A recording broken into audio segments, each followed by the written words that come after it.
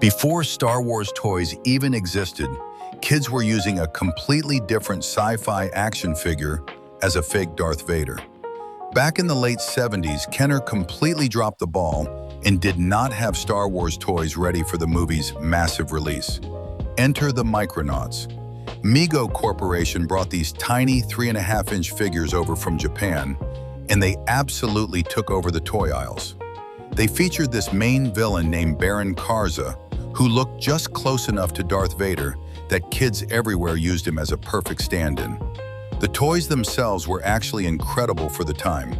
You could pop them apart and mix and match pieces between different robots, aliens, and space explorers to build your own crazy creations. You had characters like Acroyear, a fierce warrior, Biotron, the robot strategist, and Space Glider leading the crew. It was all about promoting pure creativity and extended play. But the absolute wildest part of the Micronauts legacy is the Marvel comic book adaptation. Marvel started publishing it in 1979, and the writers went incredibly hard on the lore. They created this whole subatomic universe called the Microverse.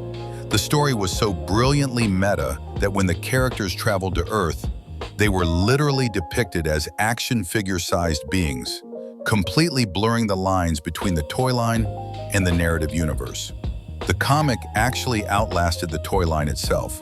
It ran for 59 issues and had these insane crossovers where the Micronauts were hanging out with the X-Men, the Fantastic Four, and Spider-Man. Then things got incredibly complicated.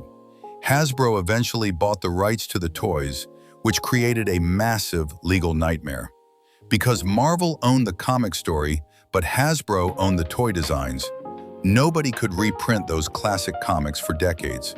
It was completely locked away in a weird legal limbo. They finally worked out a deal recently to reprint the original comics in a massive omnibus. Hasbro even had plans for a live-action movie universe a few years ago before completely scrapping it. So if you want to experience the original sci-fi toy craze that kept kids busy while waiting for Luke Skywalker, you either have to drop some serious cash on the new reprints or start digging through dusty bins at local toy shows to rebuild a piece of forgotten history.